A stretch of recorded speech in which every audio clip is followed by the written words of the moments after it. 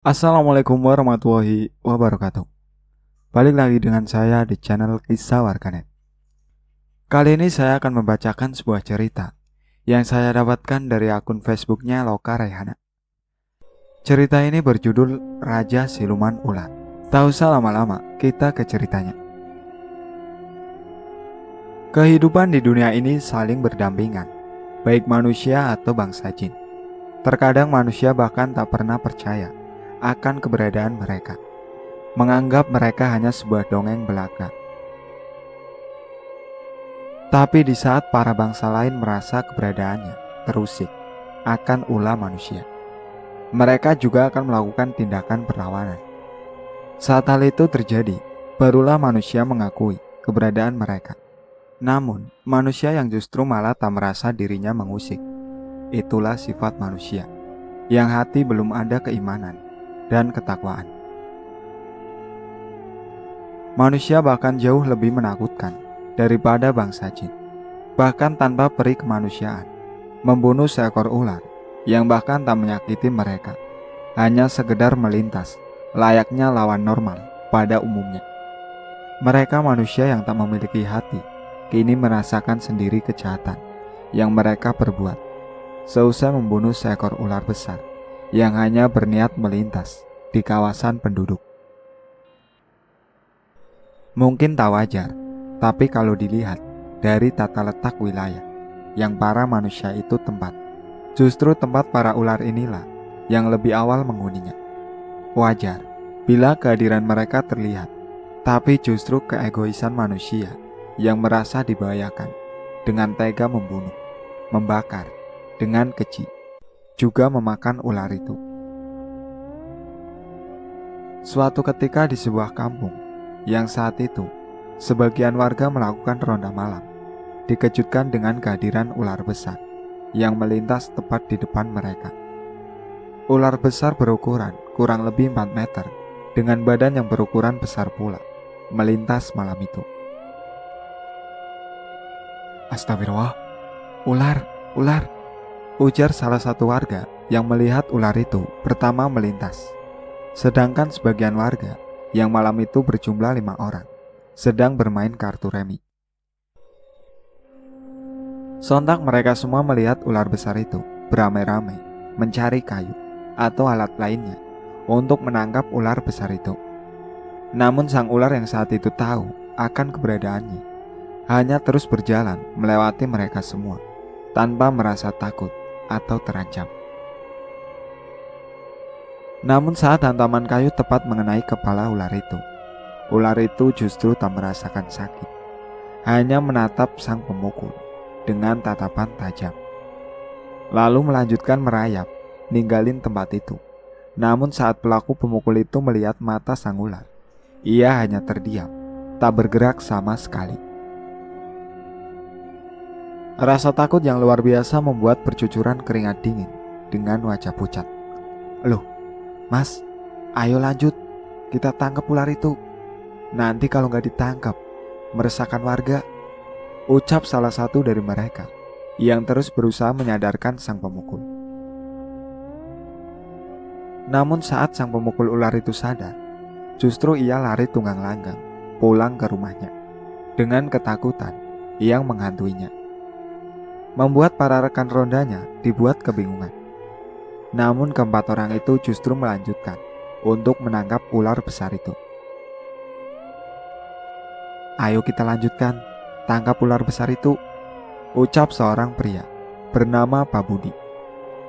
Tutup palanya dengan sarung, lalu pegang palanya. Setelah itu lilitkan kain agar mulut tertutup. Baru kita masukkan ke karung ini, jelas Pak Budi itu kepada yang lain. Ketiga rekan Pak Budi hanya menganggukkan kepala mereka sebagai tanda persetujuan akan usul yang dimaksud. Dengan sigap dan kekompakan, ular besar itu berhasil mereka tangkap dan masukkan kepada sebuah karung, lalu diikat.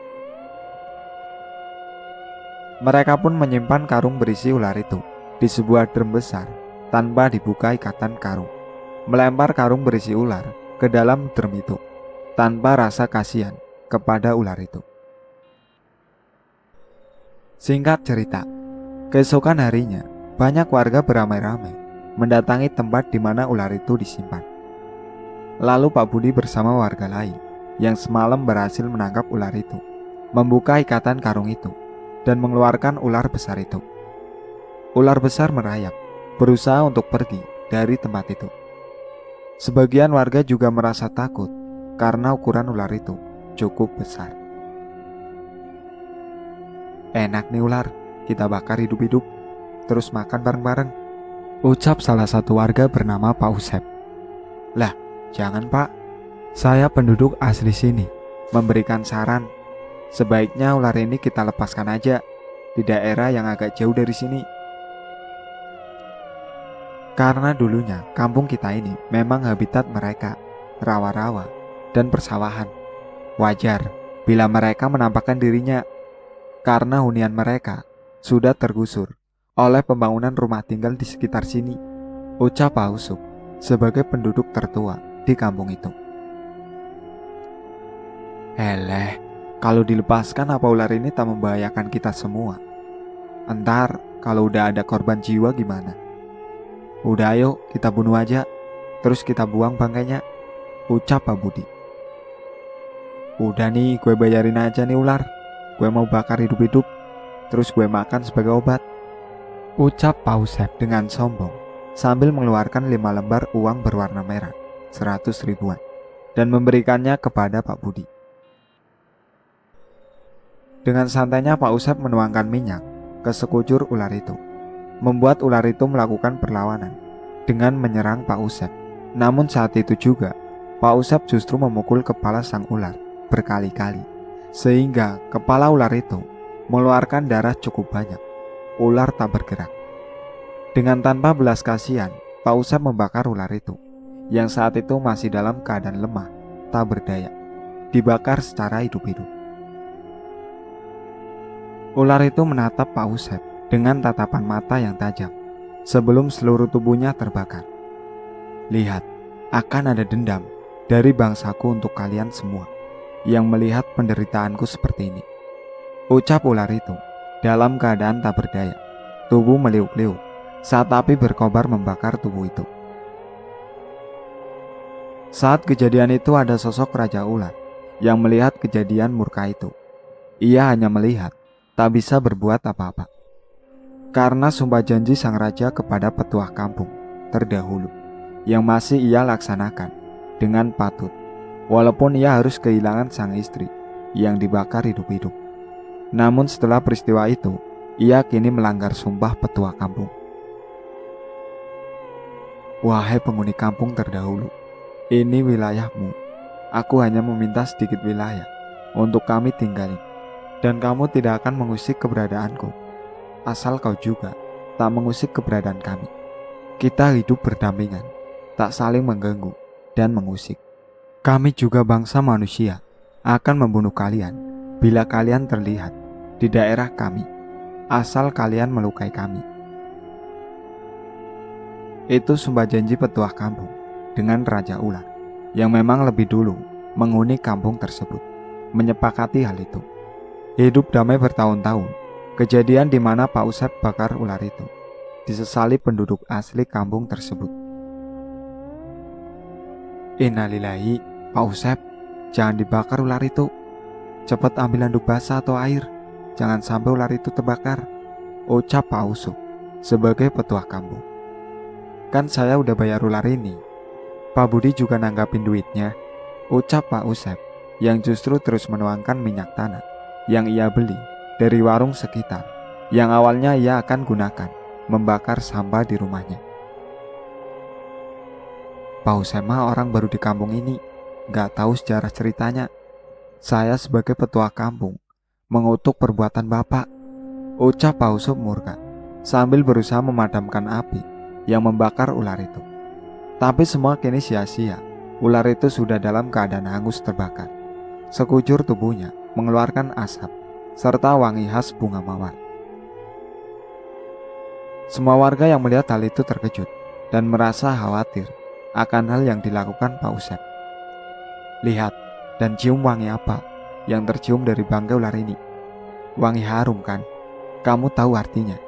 Ular ini bukan ular sembarangan, ucap Pak Usop sambil mengangkat ular itu, lalu membungkus bangkai ular itu. Sekarang kau kuburkan ular ini bersama dengan yang lain. Aku akan mempersiapkan beberapa hal agar Raja Ular di daerah ini tak murka dengan perlakuanmu, Pak Usep, ucap Pak Usop berjalan meninggalkan kerumunan itu. Melihat hal itu, Pak Usep hanya terdiam tanpa berkata apapun, lalu meninggalkan bangkai ular yang terbungkus kain itu begitu saja. Lah Pak Usep, ini kuburin dulu bangkai ularnya, jangan pergi begitu aja, ucap Pak Budi meneriaki Pak Usep yang berjalan pulang begitu cepat. Dengan menghela nafas meredam emosinya, Pak Budi mengangkat bangkai ular terbungkus kain sarung milik Pak Usop, lalu dibantu beberapa warga mencari tempat untuk menguburkan ular itu. Di sini aja nih Pak, aman, kayak tempat gak dilewatin orang, ucap salah satu warga yang membantu Pak Budi untuk menguburkan ular itu. Mereka pun menggali tanah, lalu menguburkan bangkai ular itu. Setelah semua selesai, mereka meninggalkan tempat itu karena air tetesan dari langit sudah mulai turun semakin deras. Mereka pun bergegas untuk pulang ke rumah masing-masing. Malam ini setelah kejadian tadi siang, suasana kampung menjadi sunyi dan mencekam. Gelegar petir bersautan, angin berembus kencang, semakin membuat suasana kampung menakutkan. Ya Allah, kenapa malam hujan turun deras banget? Petir juga angin begitu menakutkan. Semoga ini bukan sebuah pertanda ya Pak, ucap istri Pak Usop, sesepuh kampung. Dosa telah dibuat, rasa angkuh telah menguasai diri, sombong melebihi Tuhan. Itulah manusia yang akan menerima balasan akan perbuatannya hari ini, ucap Pak Usop sambil menatap keadaan di luar rumah lewat jendela kayu rumahnya. Innalillahi, semoga itu gak terjadi Pak, ucap sang istri. Terjadi atau tidaknya, biarlah itu urusan si pembunuh itu. Kita sudah melarangnya, ucap Pak Usop tanpa mengalihkan pandangannya ke arah rumahnya.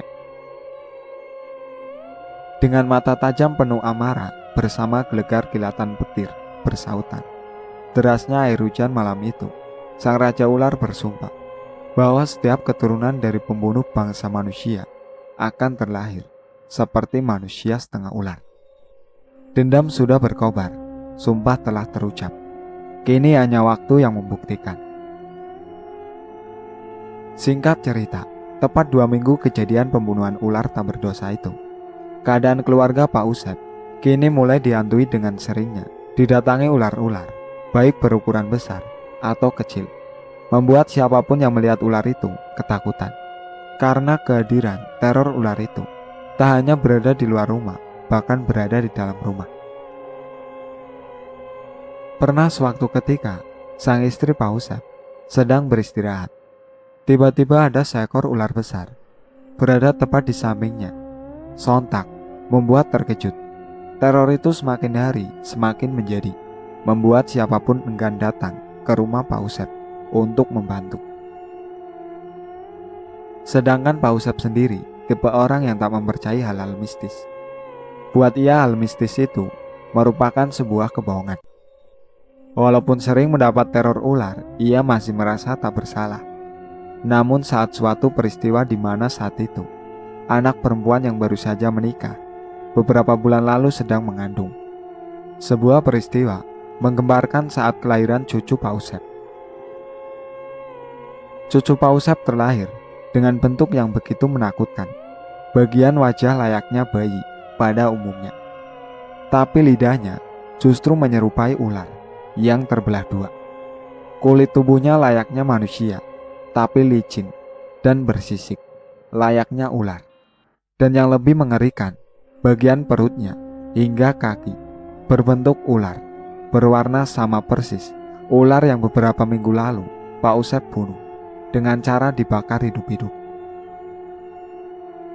Sumpah seraya dendam sang Raja Ular kini terbukti. Bayi kecil yang terlahir dalam keadaan yang begitu mengenaskan karena sebuah kesalahan yang sang kakek lakukan. Semua yang melihat pasti terkejut dan mengucapkan, "Astagfirullahaladzim." "Ya Gusti, dosa apakah yang hamba perbuat sehingga anak hamba terlahir seperti ini?" ucap suami dari anak Pak Usep itu bernama Randi. Randi mencoba tegar menerima keadaan sang anak, lalu mengadani layaknya bayi muslim setelah dilahirkan. Dengan mengucap Bismillahirrahmanirrahim, Randi menggendong sang anak. Namun saat bayi itu berada di gendongannya, justru ekor dari sang bayi melilit kedua tangan Randi, lalu mulutnya mendesis layaknya ular. Melihat hal itu, Randi sungguh ketakutan, berusaha meletakkan kembali sang bayinya. "Ya Allah nak, bila ini wujud atas kesalahan ayah, mohon biarkan ayah mengadanimu nak," ucap Randi, berusaha tegar menerima keadaan.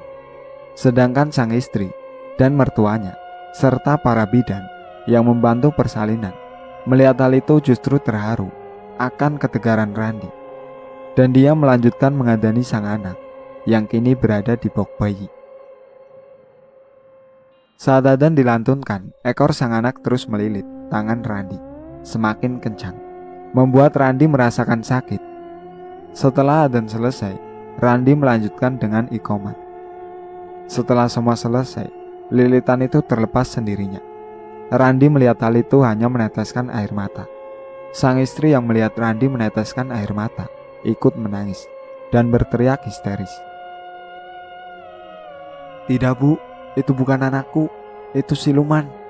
Aku gak mau punya anak seperti itu," ucap anak Pak Usep setelah tahu keadaan bayinya yang ia lahirkan begitu lama prosesnya. "Dia anakmu nak, anakmu, terima dia, sayangi dia," ucap sang istri Pak Usep. Pak Usep saat melihat cucu pertamanya terlihat dalam bentuk seperti itu, sungguh terkejut bukan main. Pikirannya mulai tertuju dengan kejadian yang ia lakukan beberapa minggu lalu. Apa benar karena kejadian itu cucuku terlahir tak normal, ucap batin Pak Usep. Lalu dengan tergesa-gesa, Pak Usep meninggalkan klinik bersalin itu untuk pulang ke rumah, berniat bertemu dengan Pak Usup, menanyakan perihal keadaan cucunya. "Assalamualaikum Pak Usup." "Pak, tolong saya Pak, tolong cucu saya," ucap Pak Usep yang mendatangi rumah petua kampung itu. "Waalaikumsalam, mari masuk Pak," ucap Pak Usup. Pak Usep pun masuk ke rumah Pak Usup, lalu menceritakan apa yang terjadi. "Astagfirullahaladzim," ucapan itulah yang terdengar saat Pak Usep selesai menceritakan apa yang terjadi pada cucunya yang baru dilahirkan. "Bawa pulang saja bayi itu, biar kita tahu bila bayi itu memang cucu kau. Harus dengan ikhlas merawatnya," ucap Pak Usup. "Tapi apa kesalahanku dan keluarga sehingga cucuku terlahir seperti ular itu?" tanya Pak Usep yang masih angkuh tak menyadari kesalahannya. Pak Usep masih bertanya apa yang dosa Bapak lakukan. "Apa Bapak lupa beberapa minggu lalu Bapak membunuh seekor ular besar dengan sadis dan kejam? Saya bahkan sudah memperingatkan. Bahkan dari awal Bapak tinggal di kampung ini, saya sudah berpesan kepada warga baru agar jangan sekali-kali membunuh seekor ular yang terlihat. Ular itu hanya melintas dan tak membahayakan. Karena itulah wasiat yang disampaikan kepada sang petua kampung terdahulu Pak," jelas Pak Usup dengan sedikit marah. "Halah, itu hanya mitos belaka. Masa ada hal seperti itu? Gak masuk akal," ucap Pak Usep sombong. "Dasar manusia tak beragama. Selama ini dirimu belajar apa Pak?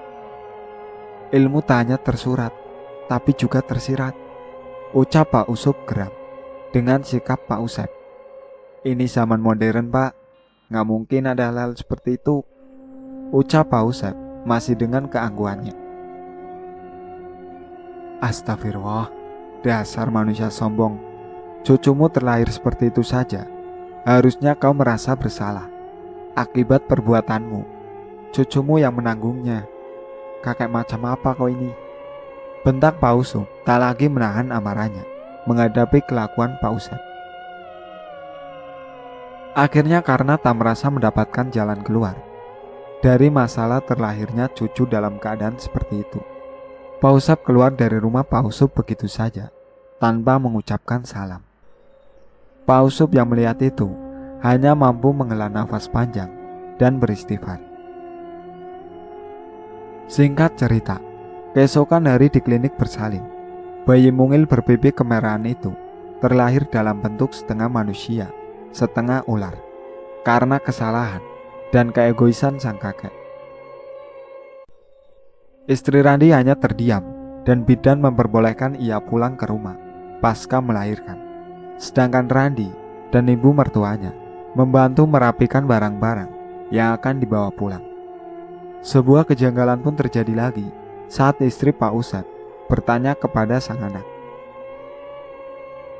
"Nak, ari-ari si Dedek mana ya? Kok bidan dari kemarin malam gak memberinya sama kita? Apa kamu sudah dikasih tahu?" Tanya istri Pak Usep ke sang anak yang hanya memandangi bayi mungil setengah manusia, setengah ular itu berada dalam box kaca bayi. "Ari-ari bayi dia hisap hingga habis oleh si bayi siluman itu, Bu," ucap sang anak sambil menangis. "Astagfirullah, yang bener nak?" tanya kembali sang ibu. "Bener, saat bidan hendak memberikan kendi berisi ari-ari bayi itu, dia merebut dengan ekornya, lalu mengisap atau memakan begitu saja. Entah aku tak lagi bisa berpikir. Melihat ia mengisap dan memakan ari-ari bayinya membuatku mual," ucap sang anak menjelaskan, sesekali menahan mualnya. Sang ibu yang mendengar ucapan sang anak hanya bisa terus beristighfar dalam hati. Ia tahu ini semua kesalahan sang suaminya yang beberapa minggu lalu membakar seekor ular di tengah ketidakberdayaan sang ular. Ini semua karma yang harus ditanggung sang cucu. "Mari kita pulang semua, sudah diurus," ucap Randi yang datang selesai membayar semuanya, biaya administrasi persalinan sang istri. "Lalu gimana dengan bayi itu, Mas?" ucap sang istri. "Aku membeli box kaca bayi yang tertutup itu ke klinik ini agar kita bisa membawa pulang bayi kita, mah," ucap Randi ke sang istri. Sang istri yang mendengar ucapan Randi hanya terdiam.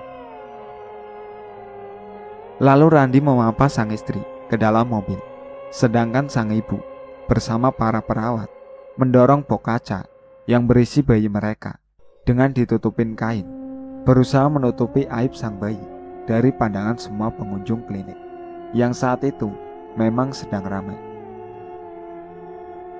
Sampai di sini ceritanya. Nantikan cerita kelanjutannya di part berikutnya. Sekian dari saya. Wassalamualaikum warahmatullahi wabarakatuh. Jangan lupa like, komen, dan subscribe channel ini.